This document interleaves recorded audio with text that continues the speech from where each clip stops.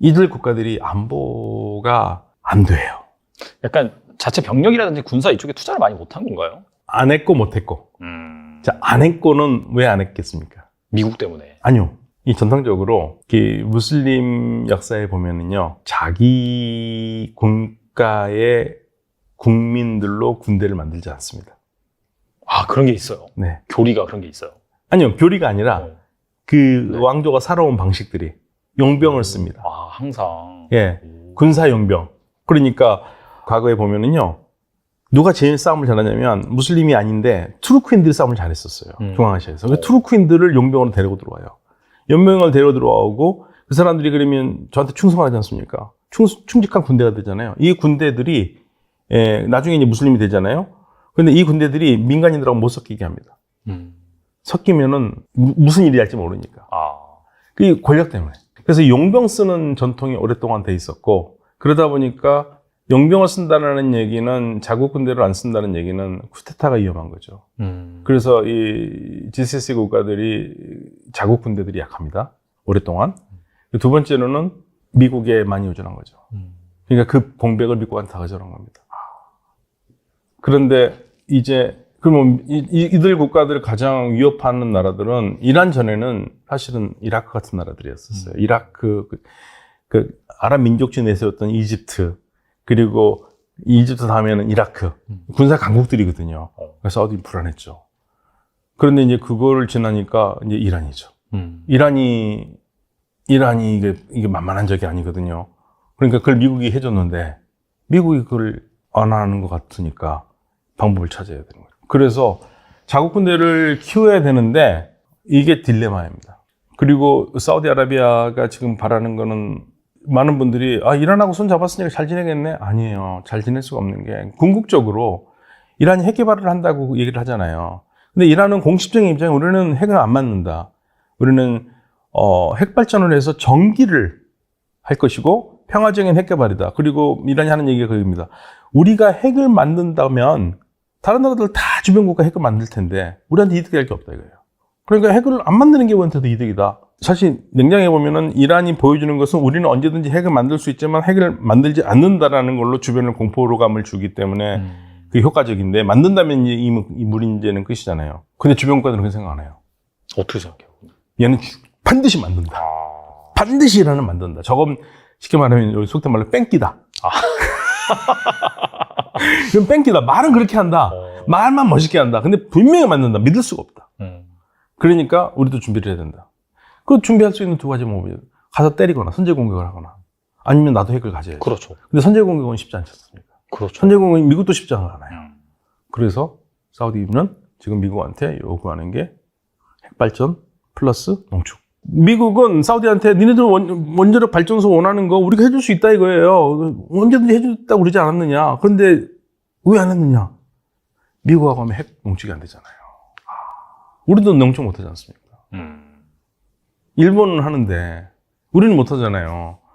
그러니까 사우디는 미국한테 미국 기술로 원전을 하고 그다음에 우리 플루토늄. 그런데 미국은 그 사우디를 못 믿는 거죠. 분명히 핵 개발할 건데. 그렇죠. 그러니까 사우디는요 기본적으로 우리는 핵을 갖고 싶은 거예요. 이란이 갔는데 이란이 가졌으면 우리도 가져야 된다. 사실은 틀린 말은 아니죠. 만약에 이란이 갖는다면 사우디 입장에서는 제가 만약에 사우디 국왕이어도 이란이 갖는다 그러면 방법은 나도 가져야겠다 생각이 당연히 들 수밖에 없어요. 그래야지 맞대응이 돼서 서로 안 싸우는 거죠. 생각해보세요. 사우디가 지금 현재요 이란하고 핵 없이도 싸운다 그러면 사우디가 못 이깁니다. 이란이 가지고 있는 모든 미사일을 사우디 유전지대에 날리면 사우디는 그 동네에서는 이란말 많이 쓰는데 석기 시대로 만들어버린다. 거기에 거의 막 100% 의존하다 보니까. 예, 석유밖에 없으니까. 석유밖에 없는데 석유 시설에다가 미사일 2,000대, 3,000대를 쏟아 부어버리면 그 한순간 거기는 석기 시대가 되죠. 그러면 거기만 석기 시대가 됐으면 전 세계가 경제적으로는 고통이 되죠. 그러니까 이게 함부로 못 건드리는 거예요. 그거 하면 유가 완전 폭등하겠네. 폭등 정도가 아니라 그거는 계산이 안 될 것 같은데요? 1리터가 계산이 안 될 것 같아요. 몇만 원 될 것 같다는 생각도 듭니다. 1리터에. 예. 왜냐면 실질적으로 2011년 아랍의 봄이 났었을 때 리비아에 석유 문제가 생겼잖아요. 리비아가 하루에 생산하는 게 160만 배럴입니다.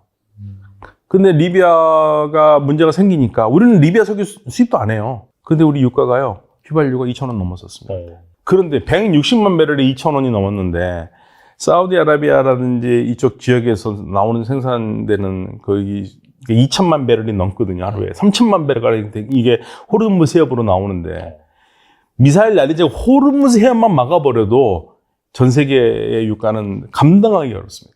그래서 이게 중요한 지역인 거예요. 호르무즈 지역이. 이란이 거기를 통제하지 않습니까? 그러니까 이게 여기에는 꽃놀이편은 이란이 다 지고 있어요.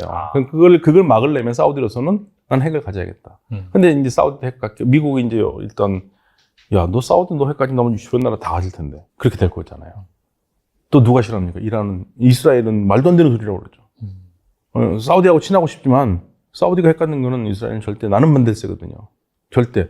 그러니까 이게 지금 딜레마가 있는 거예요. 야, 너무 복잡하게 꼬여가지고 이게 네. 나기 쉽지 않겠네요. 예. 그러니까 자주국방을 못 하는 게 가장 큰 거고요. 그러니까 사우디아라비아에 석연한 게 1938년인데 38년이면 벌써 몇 년입니까? 지금 100년가량, 100년은 좀 안 됐지만 한 80년 넘었지 않습니까? 83년, 85년 됐네요. 85년인데. 85년 동안, 자주국방을 못한 게. 이게 크죠. 자주국방을 했더라면 이런 문제는 안 생기죠. 그 미국과 중국의 이해관계가 맞닥뜨리는 지점이 그 아라비아 반도 그렇게 말씀을 하셨어요. 근데 사실 사우디 같은 경우에도 약간 전통적으로 친미 그런 성향을 띠다가 최근에 약간 미국과는 약간 좀 대립이 있는 그런 이슈, 바이든 때부터 해서 그리고 이 친중 노선을 선택한 걸로 지금 알려져 있는데 이러한 선택을 어떻게 보시나요? 일단 실리적인 이유가 있고 감정적인 이유가 있습니다. 두 가지가 있군요. 네, 그래서 실리적인 이유 먼저 말씀드리자면 사실은 우리가 아랍 국가하면 떠오르는 게 이슬람 국가, 그 다음에 반미 성향이란 사실 키워드가 떠오르는 툭하면 성족이 와서 불타고 있고 막 대사관 테러 네, 돌 던지고 근데 특이한 게 사우디아라비아는 1930년대 만들어졌거든요. 오늘날 생각한 근대 사우디아라비아는. 근데 그때부터 친형 국가로 출발해서 2차 대전 직전에 친미 국가로 바뀌어서 지금까지 친미 성향이 대단히 잘 이어져 오고 있는 나라다. 그래서 왜 이런 일이 벌어졌는가 했더니 이란 같은 경우에 막대한 석유 보유량을 가지고 있음에도 그걸 쓸 수가 없어요. 왜냐하면 그 미국의 에너지 패권하에서 이란에 대한 경제 제재가 계속되지 않습니까? 그런데 사우디아라비아는 역시 국부를 쌓은 과정이 석유다. 그러면 그 석유를 어떻게 했나라고 봤을 때 처음엔 친형 그러고 친미적 기조를 계속해서 이어나가면서 자신들의 미국한테 에너지 패권 인정해주고 그리고 달러로 대금 결제하는 거 적극적으로 후원해주고 이게 소위 말하는 페트로달러인데 페트로달러 밀어주면서 대신해서 우리도 이익을 가져가겠다. 체제 안정 너희가 도와달라. 그래서 2000년까지 사우디아라비아에 미군이 주둔했었습니다. 근데 이런 것들, 친미 노선이 건국 1930년대 중반부터 지금까지 한 80년 정도 계속해서 이어져 오다가 최근 들어서 이게 많이 흔들리기 시작해요. 그게 어떤 계기인가 보니 아까 말씀드린 외교적 트러블 중에 카슈크지 암살 사건 말씀드렸고 그다음에 또 하나가 미국이 바이든 행정부로 바뀌거든요. 트럼프 행정부 때. 맞아요. 트럼프 행정부와 빈살만 왕세자는 사실 사이가 되게 괜찮았습니다. 약간 느낌이 좀 비슷한 것 같긴 해요. 네, 지조다가. 그렇죠. 네. 그래서 어떤 저기가 있는 거 아니 2017년에 그 리야드의 리츠칼튼 호텔에서 빈살만 왕세자가 쿠데타를 일으킵니다. 그래서 자신의 사촌 형들 다 내쫓고 그다음에 왕자는 아니죠. 소위 말하는 자신이 실권자가 되는데 이 직전에 뭘 했냐면 트럼프 대통령 일가족과 만나요. 그래서 사실상 자신의 왕권을 그러니까 왕세자로서의 권위를 한 번 공인을 받고 다시 저기 쿠데타를 일으킨 느낌이 있기 때문에 그리고 또 하나 재밌는 건 최근에 문제가 되고 있는 게 2021년에 제러드 쿠시너 아시죠? 트럼프의 사위. 제러드 쿠시너가 가진 기업에 PIF가 20억 달러를 투자했습니다. 그래서 그 정도로 트럼프랑 빈살만 왕세자 사이는 상당히 우호적이다가 어떤 일이 벌어집니까? 미국 대통령이 교체가 되잖아요. 맞아요. 네. 그런데 또 바이든 정부가 민주당 정부에 있다 보니까 민주당 정부가 좋아하는 테마가 인권, 국제 평화, 그 다음에 이런 테마다 보니까 그 사람들 눈에서 빈살만이 예뻐 보일 수가 없는 거예요. 그래서 빈살만 뭐 독재자고 뭐 자기 형제들도 막 다 축출하고 이러다 보니까 계속해서 비판을 하고 양쪽의 갈등이 점점 깊어지는데 이런 와중에 중국이랑 2022년에 시진핑 주석이 사우디아라비아를 직접 옵니다. 2022년 말에. 그래서 1대1로를 통해서 이런 선물들도 던지고 우리랑 외교 관계 한번 맺어보자 라는 거에 사실 빈살만 일상에서 와인하신 게 미국이랑 관계가 멀어지면 멀어질수록 우리가 그럼 또 다른 강력한 파트너가 있어야 되는데 중국이 추진한 1대1로가 중국에서 출발해서 인도, 이란 그리고 아프리카를 뚫고 가는 그 핵심 노선 중에 하나가 아라비아 반도거든요. 중국 입장에서 반드시 사우디를 잡아야 된다. 그래서 사우디 입장에서는 와인하신 게 미국이랑 거리가 전통적 맹방인데 멀어졌는데 여기 보니까 중국이 또 매력적으로 계속 구애를 한다. 그래서 두 나라를 가지고 지금 약간 저울질을 했다라는 표현이 맞을 것 같아요. 근데 올해 기준으로는 이 양다리 외교가 아주 잘 먹혀가고 있습니다. 왜냐하면 미국이 지금 중동에서 힘을 많이 잃었다는 평가를 듣는 이유가 보시면 아프가니스탄 철군했죠. 맞아요. 이라크도 철군했죠. 그러면서 지금 반미 정권들이 많이 있단 말이에요. 전반적으로 시리아 내전도 결론적으로 아사드 정권 승리로 끝났지 않습니까? 반미 성향에. 그러다 보니까 지금 미국 입장에서 또 어떤 게 있냐면 아랍의 몇 개 친미 기지들을 자신들이 세워둔 게 있는데 대표적인 데가 사우디아라비아랑 이스라엘이거든요. 근데 이스라엘은 지금 사법 쿠데타가 일어났어요. 정확하게 사법부에 대한 쿠데타. 그래서 국회가 사법부를 정지시키는 삼권 분립의 기본을 흔드는 지금 법안을 통과시키면서 이스라엘 전국이 뒤집어지니까 지금 바이든 행정부에서는 되게 불편한 거예요. 왜냐하면 정통적인 우리 친미 카드 두 개가 다 날아갈 수가 있다. 친미 국가가. 그러다 보니까 5월과 7월 동안 외교안보 보좌관을 계속 보내서 사우디랑 화해의 제스처를 보내고 있습니다. 그래서 요거 같은 경우에는 조금 더 지켜보긴 해야 될 것 같고, 근데 이 사우디의 외교 지금 전략 같은 경우는 사우디는 미국 입장에서 그동안 상수의 국가였거든요. 우리가 어떤 걸 해도 사우디는 우리 편이다. 미국의 보루가 되어주는 나라고 미국의 에너지 패권을 그리고 달러의 기축통화 지위를 지켜주는 나라다. 그런데 빈살만 왕세자는 상수에서 벗어나서 변수가 되고 싶은 거예요. 반드시 그거는 정답이 아니야. 우리는 페트로 차이나 위안 이야기도 했지 않습니까? 오일 결제를 달러가 아니라 위안으로도 할 수 있다라는 맞아요. 이야기도 하고 그러면서 우리한테 잘 보여봐. 소위 말하는 이런 거죠. 헌신하면 헌신짝되고 어장관리 들어간 거죠. 두 강대국을 대상으로. 약간 전반적으로 그 미국이 약간 중동에서 패권을 잃는 약간 그런 구도가 흘러가고 있는 거네요. 자연스럽게. 그런 미국의 힘이 흔들리는 건 확실하고요. 다만 그래도 미국이 깔아놓은 원체 그 중동의 파워들이 있기 때문에 조금 더 지켜보긴 해야겠지만 미국의 국력이 압도적이다가 확실히 상대적 우위로 점점 전환하고 있는 건 맞는 것 같습니다. 특히나 이스라엘이 어떻게 보면 가장 큰 아군이라고 볼 수 있는데 네. 그쪽도 약간 그 내전 상태라든지 뭔가 불안불안한 상황이고 그렇죠? 정부에 대한 반정부시가 계속 일어나고 있죠. 그리고 이스라엘도 지금 중국과 관계를 강화하고 있어서. 그래요? 네. 그래서 미국 입장에서는 정말 불편할 수밖에 없습니다. 근데 약간 그런 얘기도 있더라고요. 사실 결과적으로 이제 사우디가 뭐 미국을 등지고 뭐 중국과 외교 관계를 강화하긴 하는데 그 중국에서 가장 그 서쪽인가요? 그 신장 위구르 지역. 여기에는 보면 전통적으로 그 무슬림들이 많이 있는데 계속해서 이 무슬림 탄압 이슈. 네. 사실 그 미국이라든지 서방 국가에서 계속해서 그 인권 문제를 지적을 하잖아요. 그러면서 이런 부분, 이슈가 있기 때문에 근본적으로 이 중국과 중동이 친해질 수가 없을 것이다. 그런 얘기들이 있는데 이런 사우디 대중 노선이 잘 안착할 수 있을지 궁금하거든요. 요거는 말씀 주신 부분을 이 종교 쪽에서 많이 하는 이야기가 실제로 있어요. 틀린 말씀은 아닌데 이렇게 말씀드리는 게 좋을 것 같은 게 사우디가 이걸 모르지 않고 중국과 가까워지면서 과연 이 이슈를 무시하고 넘어가는 게 아니라 휴먼 라이트 워치가 작년이었던 것 같아요. 흥미로운 얘기를 한 게 신장 위구르의 이 무슬림 탄압에 사우디와 UAE가 공범이다라는 이야기를 한 적이 있어요. 그래서 두 나라 다 되게 독실한 순위파 국가로 알려져 있는데 그게 무슨 소리냐라고 했더니 중국에 있는 신장 위구르 반체제 망명가들이 중앙아시아 통해서 뭐 아랍 지역으로 건너가는 경우도 있는데 그들을 추적하고 체포해서 중국에 다시 건너주는 게 사우디랑 UAE 정보 쪽에서 그런 일을 하고 있다라는 이야기를 했어요. 이게 어디까지 진실일지는 모르겠지만 확실히 지금 오히려 지금 사우디아라비아 같은 경우에는 이런 것들 분명히 불편할 수 있는 어젠다가 있는 걸 모르지 않는데 입을 다물고 있습니다. 왜 다물고 있냐면은 카드로서 아껴두는 거예요. 나중에 아까 말씀드렸듯이 사우디는 반미를 하는 게 아니에요. 탈미 중이에요. 근데 이 탈미도 사실 어디까지 탈미할지 모르겠어요. 왜냐하면 조금 다시 이렇게 했다가 중국과 경쟁했다가 미국한테 더 많은 걸 얻어내는 게 진정한 목적일 가능성도 크기 때문에 그래서 만약 이렇게 계속해서 양다리를 하다가 중국을 좀 멀리하겠다 하면 언제든지 뽑을 수 있는 카드인 거죠. 그렇지만 지금으로선 그 카드를 뽑으려고 하는 제스처는 전혀 보여주고 있지는 않다. 그리고 중국 기업들이랑 지금 뭐 네옴시티 포함해서 예를 들어 그 철도 건설이라든지 인프라 건설에 사우디랑 되게 많은 것들을 같이 하고 있거든요. 그래서 우려가 나오는 것 중에 하나가 왜 중국의 정보 검열 수준은 세계 1위지 않습니까? 아, 최고죠. 그런 정보 검열 인프라를 사실 사우디가 많이 뭐 선진문을 배우듯이 배우고 있다라는 그런 찌라시도 있습니다. 아무래도 약간 통제를 해야 되는 네. 국가 특징상. 왜냐하면 사우디도 언론이라든지 저 인터넷 통제 수위가 되게 높은 나라 중에 하나거든요.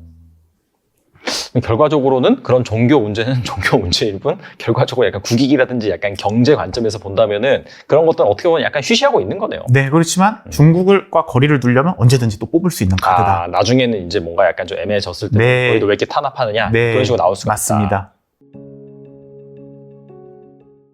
최근에 이제 그 미국의 영원한 동맹국이죠. 이스라엘에 심각한 위기가 발생을 했다라고 들었는데 이건 어떤 이슈인지까요?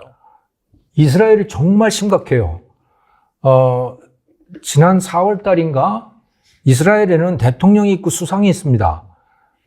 실권은 수상이 갖고 있죠. 네탄야후라고 하는 사람이고 대통령은 헤르조크라고 하는 이 독일계 사람인데 이름이 헤르조크예요. 헤르조크 대통령이 이스라엘에 내전이 날 수가 있으니까 정말 조심해야 된다. 우리가 내전의 위험에 직면해 있다라고 하는 경고를 했거든요. 그럴 정도예요. 그럼 누구하고 내전이냐? 말하자면 인구의 한 15% 정도를 차지하고 있는 유대교 근본주의자들, 이 사람들하고 세속주의자들이죠. 유대교인이긴 하지만 모든 걸 다 유대교식으로만 생각하지는 않는 사람들, 그 사람들이 한 40% 되는데 이 둘의 충돌이라고 보시면 돼요. 이 둘의 충돌이에요. 그 왜 충돌이냐? 아주 직접적인 계기가 됐던 것은 지난 7월에 얼마 안 됐죠. 7월 달에 이스라엘 의회가 법안을 통과를 시켰는데요. 그 법안의 내용이 뭐냐면 이스라엘 대법원, 그러니까 최고법원인데 뭐 우리식으로 따지면 대법원인 거죠. 이스라엘 대법원이 의회가 만든 법에 대해서 무효 판결을 내릴 수 없다라고 하는 법을 만든 거예요. 그러니까 우리식으로 따지면 헌법재판소가 국회가 만든 법령에 대해서 위헌 판결을 내릴 수가 없어라고 법을 만든 거예요. 이게 그럼 뭐 때문에 그러느냐? 아주 단적인 게 이런 겁니다. 이스라엘에는 그 15% 근본주의자들이 있다고 했잖아요. 그 사람들을 하레딤이라고 하는데 이 사람들은 건국 초기부터 군대를 안 갔어요. 이스라엘 국민은 18살만 되면 남자건 여자건 다 군대를 갑니다. 맞아요. 네. 그거 유명하잖아요. 그걸로 나라를 지키는 것이고. 그런데 그 하레딤이라는 사람들은 안 가요. 유대 근본주의자들이에요. 이들은 그러면 뭔데? 기도하는 사람. 나라를 위해서 여호와께 기도하고, 그리고 하루 종일 토라 공부를 하는 거예요. 경전 공부를 하는 거예요. 예. 예지반가 뭐 하는 그 공부하는 대학이 있어요. 거기 가서 그거 하고 일도 안 해요. 그러니까 마치 우리 조선시대에 사대부들이 보면 일 하나도 안 하고 그냥 맨날 공장을 맹자발만 하고 있잖아요. 맞아요. 그게 훌륭한 사람이잖아요. 이 사람들도 그런 거예요. 우리는 군대 안 가도 된다. 왜? 기도를 하기 때문에. 그런데 그런 그러니까 그게 법에 의해서 그렇게 됐던 건 아니고 군대 안 가는 게. 그게 국방부의 일종의 규칙을 가지고 안 가도 되는 걸로 징집을 하지 않는 걸로 했거든요. 그런데 그게 재판이 걸린 거예요. 야, 이거는 그러니까 우리식으로 따지면 위헌이잖아. 그렇죠. 그 사람들은 reasonableness test라고 하는 건데 이거는 합리성이 없는 법안이야 라고 하는 판결을 내리면 그게 우리의 위헌 판결하고 뭐 같은 효과가 있는 거예요. 자, 그래서 그게 재판이 걸린 거고 최고법원이 그거를 이제 이거는 리즈너블 하지 않아. 그러니까 폐지해야 돼라고 판결을 내렸어요. 그래서 그 하레dim들이 군대를 가게 됐죠. 그랬더니 의회에서 안 가도 된다는 법을 만들었어요. 아예. 그랬더니 그게 또 재판이 걸린 거예요. 그래서 법원이 2017년에 또 이거는 리즈너블 하지 않아. 그러니까 폐지해라고 판결을 내린 거예요. 단적으로 보면 그런 법률들이란 말이죠. 그러니까 이번에 의회가 네가 뭔데? 법원한테. 너 그거 판결할 수 없어. 라고 하는 법률을 만든 거예요. 그러니까. 이것도 위헌 때리면 되지 않나요? 그러면 아닌가? 그러니까 9월 달에 이제 또 재판이 열린데 그거 정말 웃기는 거죠. 그런데 이게 그냥 재판이 아니고요. 이렇게 되다 보니까 이 근본주의자들에 대한 불만이 굉장히 높고 특히 이 세속주의자들이 이 사람들은 나라를 매겨 살리는 사람들인 거예요. 기도하는 사람이 아니고 이 사람들이 돈을 벌고 이 사람들이 군대 중추이고 이 사람들이 다 군인인 거죠. 그래서 이스라엘에는 이 예비군이 굉장히 중요하거든요. 전쟁이 났다면 그 사람들이 바로 즉각 투입이 되는 거니까 그 예비군들이 참전하지 않겠다고 선언을 했어요. 그러면 이제 아랍하고 전쟁이 났을 때 참전하지 않는 거예요, 예비군들이. 그러면 이스라엘 군대는 그야말로 반쪽이 되는 거죠. 그럴 정도까지 지금 심각하게 된 겁니다. 자, 그럼 무슨 얘기냐면 그게 또 군부는 세속주의자들인 거예요. 군부의 중추 세력은. 그러니까 군인이잖아요.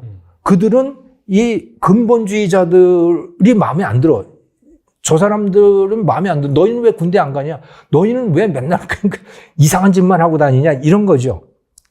자, 그런데 정권은 누가 잡고 있냐면 네타냐후 수상이 실권을 갖고 있는 건 수상이죠. 네타냐후 수상이 이 근본주의자들하고 연합을 해서 연합정권이 형성이 되어 있는 거예요. 그러니까 이 사람들의 목소리가 굉장히 강하죠. 그 정권은 근본주의자들이 잡고 있고 군부는 세속주의자들이 갖고 있는 거고 둘이 부딪히고 있는 거죠. 충분히 내전이 날 수도 있는 상황인 겁니다. 사실 이스라엘이 중동에서는 어떻게 본다면은 약간 그 미국의 최대 아군? 그 다음에 뭐 경제적으로나 그 다음에 뭐 첨단 기술, 뭐 스타트업도 상당히 많이 나오고. 그렇죠. 사실 이 실리콘밸리라고 하는 것은 이스라엘의 그 엔지니어들, 이스라엘의 사이언티스트, 그 과학자들 이런 사람들하고 같이 만들었다고 보시면 돼요. 그러니까요. 예. 80년대에 이스라엘 경제가 굉장히 안 좋았을 때 그 이스라엘 사람들의 상당수가 실리콘밸리로 갔던 거고 실리콘밸리가 초창기죠 그때. 그리고 그들이 상당한 역할을 해서 실리콘밸리가 발전을 했고 또 그들의 상당수가 이스라엘로 돌아와서 이스라엘이 스타트업 네이션이 된 거고 뭐 그게 이스라엘의 방위 산업도 엄청나게 이게 발전을 시켜 놓은 거고 이렇게 되었거든요. 근데 그들은 세속주의자들이에요. 그들은 근본주의자들이 마음에 안 들어. 그 근본주의라고 하는 거는 우리 이 사진 같은 데 보시면 수염 이렇게 기르고 시커먼 모자 쓰고 왜 아래 위로 다 시커먼 옷 입고 다니는 그 사람들인 거죠. 네. 그래서 나라를 매겨 살리는 사람은, 그러니까 물질적으로 매겨 살리는 사람은 다 세속주의자들이다. 그런데 저쪽 근본주의자들은 야, 우리는 여호와를 통해서 살려놓고 있는데 무슨 말이야? 이러는 거죠. 그래서 이게 해결이 안 돼요. 그러다 보니까 이 사람들이 우려를 하는 것은 그 스타트업 하고 있는 그 비즈니스맨들, 엔지니어들 뭐 이런 사람 저 다 떠나는 거 아니야? 실제로 떠나겠다고 하고 있고 정말로 9월 달에 재판이 그 법에 대해서 또 재판이 열리는데 거기서 뭔가가 해결이 안 되고 정말 완전히 근본주의 독재 국가가 된다면 그러니까 그렇게 된다면 그것은 어쩌면 이란이나 다른 중동 국가 비슷하게 된다는 것을 뜻하는 것이기도 합니다. 그 사람은 완전히 종교 신정 국가가 돼버리는 거니까. 그렇게 되면 그동안 이스라엘 경제를 발전시켜 왔던 그 많은 사람들이 떠날 가능성도 매우 높죠. 이건 뭐 중동 정세의 완전한 변화를 가져올 수도 있는 일이고요. 하지만 아직까지 뭐 그렇게 구체적인 움직임이 있거나 뭐 그런 것 같지는 않아요. 근데 계속 시위는 벌어지고 있는 거죠. 그 세속주의자들이 밖에 나와서 이제 계속 항의 시위를 하고 있는데 네타냐후는 시큰둥하게 바라보고 있는 것이고, 근데 그러다 보니까 이스라엘이 미국하고 관계도 별로 안 좋아져요. 왜냐하면 특히 바이든 정부의 입장에서는 트럼프 같았으면 뭐 그러거나 말거나 신경도 안 썼을 텐데, 바이든 민주당 정부의 입장에서는 저게 말이 안 되는 거지 지금. 말이 안 되는 독재 체제로 가고 있는 거다. 이런 의식이 있는 거고, 그렇기 때문에 네타냐후도 지금쯤은 한 번은 불러서 미국으로 초대를 해서 만나고 뭘 해야 되는데, 뭐 일본 수상 한국 대통령은 불러서 정상회담도 하고 그러지만 이스라엘은 안 부르고 있다고요. 그러니까 네타냐후의 입장에서는 굉장히 섭섭한 거죠. 이 지역에서 말이야, 그래도 미국의 최대 우방인데 어떻게 이렇게 홀대를 할 수가 있어. 그래서 오히려 중국에 가겠다 그러고 시진핑 주석이 중국에 초대한 상황이죠. 네. 참 이상하게 돌아가네요. 네, 이상하게 돌아가고 있어요. 그래서 그 네타냐후가 원하는 거는 이스라엘도 전쟁을 원치 않으니 사우디아라비아하고 국교를 맺는 거예요. 그걸 원하는데, 그래서 미국한테 좀 중재를 해달라고 하는데 미국이 잘 중재를 안 하고 있어요. 그러니까 중국한테 가서 중재를 좀 부탁하고 있는 거죠. 근데 중국은 이란하고 사우디도 완전히 앙숙이거든요. 근데 두 나라를 화해를 시켰잖아요. 다시 국교 재개하도록 화해를 시켰잖아요. 그러니까 이제 네타냐후 그 이스라엘 수상 입장에서는 중국한테 그걸 이제 좀 도움을 청하고 있는 거죠. 사우디하고 좀 어떻게 좀 평화적으로 지낼 수 있게 해줘 라고 부탁을 하고 있는데, 뭐 어떻게 될지는 두고 봐야 되는 거죠. 그러니까 중국이 어쩌면 뭐 일종의 피스메이커 같은 그런 역할로 또 떠오르고 있어요. 그래서 우크라이나하고 러시아하고도 뭐 휴전을 중재하느니 마느니 뭐 그러고 있기도 하고, 참 세상이 묘하게 돌아가고 있습니다.